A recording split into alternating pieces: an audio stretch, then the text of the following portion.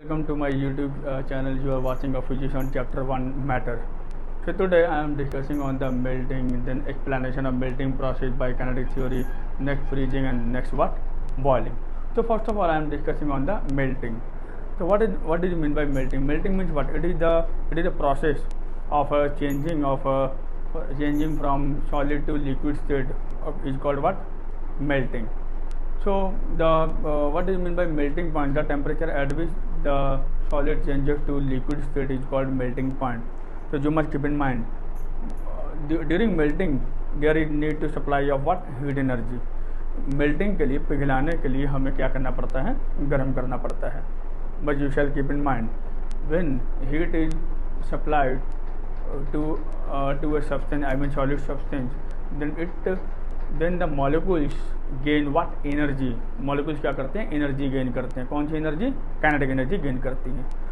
So at that time when the kinetic energy increases, then the molecules get vibrate about their main position.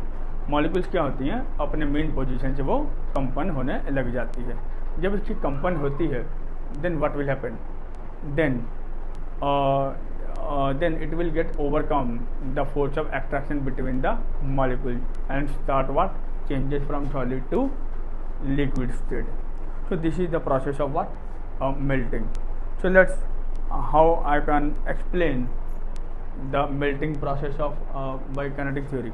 So you must keep in mind when the heat energy is supplied to a substance, then the kinetic energy gain increases energy and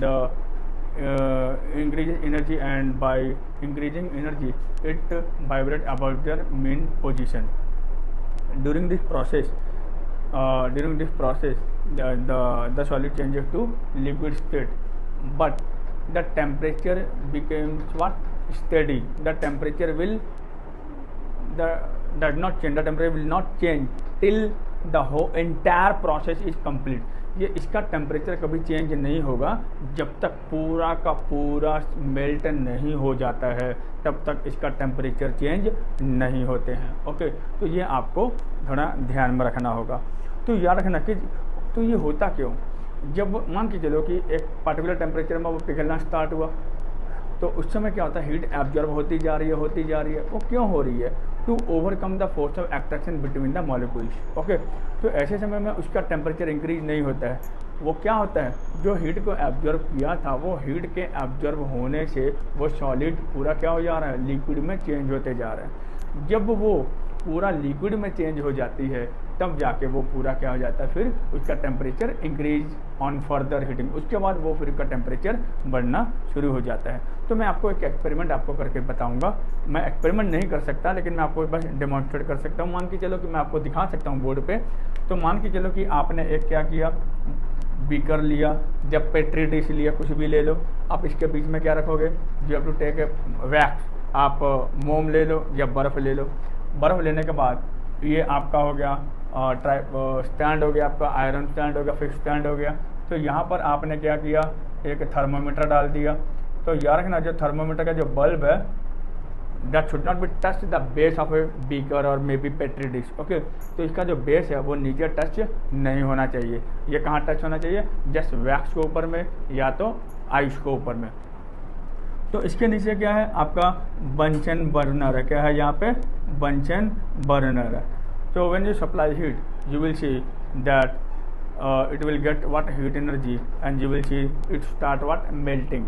जब उसका पिघलना शुरू हो जाता है, तो आप when you record the temperature, you will see first of all it will increases its temperature when it reaches 37 degree Celsius. जब उसका टेम्परेचर 37 डिग्री पहुंच जाती है तब ये जो वैक्स है वो पिघलना शुरू हो जाता है. जब ये वैक्स पिघलना शुरू हो जाता है तो भी उस समय इसका टेम्परेचर क्या रहता है? 37 डिग्री रहती है. इसका टेम्परेचर चेंज नहीं होते. तो अब गर्म होती जा रही है, ये हीट एब्जॉर्ब करते जा रहा, जिसके चलते फोर्स ऑफ एट्रैक्शन क्या हो रही है? ओवरकम हो रही है. ये मोम और क्या होती जा रही है? पिघलती जाती है. पिघलने के साथ साथ आप ये मत सोचिएगा कि इसका टेम्परेचर चेंज हो रहा है. वो पिघल रही है मगर उसका टेम्परेचर चेंज नहीं हो रहा है. जब आप देखोगे until all the wax melt, जब इसकी पूरी मोम अगर पिघल जाती है, पूरा पिघल जाने के बाद then you will see the temperature again rises on further heating. So in this way we see that the starting of melt at 37 degree Celsius till all the wax melt, the temperature remains constant, the temperature remains steady. Okay, but when all the wax get melt, then its temperature rises. So in this way we can say the melting point of wax is what? 37 degree Celsius. Similarly, we can say the melting point of an ice, of an ice is what?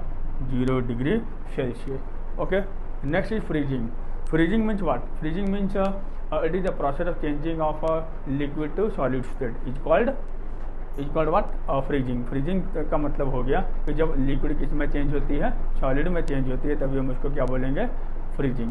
The temperature at which the liquid changes to solid.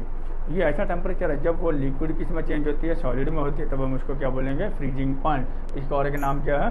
Solidification. तो इसमें आपको याद रखना है कि इसमें heat absorb नहीं होता, बल्कि इसमें हीट क्या होती है? रिलीव्ड होती है. क्या होती है? रिलीव्ड होती है.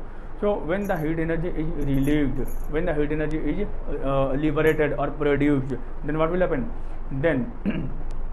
Then the kinetic energy get what? Decreases. तब उस समय उसकी kinetic energy क्या हो जाती है? डिक्रीज होने लग जाती है. जब उसकी kinetic energy डिक्रीज हो जाती है, then the molecule comes in close to each other. जो molecules होते हैं वो सारे क्या हो जाते हैं? एक दूसरे के करीब में आ जाते हैं. जब वो एक दूसरे के करीब में आ जाते हैं, hence the force of attraction will also becomes what? Increases. तो force of attraction, जो molecules के बीच में जो force of attraction है, जिसको हम लोग बोलते हैं intermolecular force of attraction, वो भी क्या होने लग जाती है? इंक्रीज होने लग जाती है. तो ऐसे समय में जब इंक्रीज होने लग जाती है तो वो धीरे धीरे किस में चेंज हो जा रही है? लिक्विड टू सॉलिड स्टेट में चेंज हो रही है. तो जब तक ये पूरा का पूरा सॉलिड में चेंज नहीं हो जाती है, तब तक उसका टेम्परेचर चेंज नहीं होता है. The temperature does not change till all the water changes to what? ice. Till all the substance get what? Freeze. Okay. Now boiling. So now what is boiling? Boiling means that it is the process of change of liquid into what? Gaseous state. Then it is said to be what? Boiling. The other name of boiling is what? Vaporization. Suppose if you take a water in a pan and you heat it, then you will say that water changes to what? Steam. Water changes to steam. So this is called what? Boiling. The temperature at which the water changes to steam, then such temperature is called what? Vaporization point, or otherwise we can say a boiling point. Okay. So you must keep in mind that the boiling point of water, is what? Boiling point of water is 100 degrees Celsius. So you must keep in mind all the metals have the fixed boiling point. All the metals have what? A fixed boiling point. It is because of the presence of very strong attractive forces between the constituent particles. Okay. So let I demonstrate on the process of the boiling. Suppose first of all you take a water in a beaker. अभी हम इसमें ये ले लिए, beaker ले लिए, तो इसके बीच में मैंने क्या डाल दिया? पानी डाल दिया. पानी डालने के बाद मैंने टेम्परेचर को रिकॉर्ड किया. मान के चलो कि 30 डिग्री 37 डिग्री जो भी हो सकता है वो हो सकता है. तो now we have to heat the water. मैं पानी को क्या करूँगा? इसको उबालना शुरू करूँगा. जब मैं इसको उबालना शुरू करूँगा तो देखोगे then the temperature rises up to 100 degree Celsius. तो आप देखोगे कि टेम्परेचर कहाँ तक पहुँच जाएगा? 100 डिग्री तक पहुँच जाएगा. जब ये 100 डिग्री तक पहुँच जाएगा तो आप देखोगे कि वाटर स्टार्ट बॉइलिंग. अब पानी क्या होने लग गया? उबलना शुरू हो गया. तो on for it will again absorb the heat. इसमें हीट लगातार क्या करती जा रही है? एब्जॉर्ब होती जा रही है. पानी लगातार भाप में बदलते जा रहा है, मगर उसका टेम्परेचर चेंज नहीं हो रहा. ये जो टेम्परेचर जो चेंज नहीं हो रहा है, यहीं से हमने वाटर का क्या निकाल दिया? बॉइलिंग पॉइंट निकाल दिए. तो समझ में आ गया? In this way we can find the boiling point of what? Water. Clear?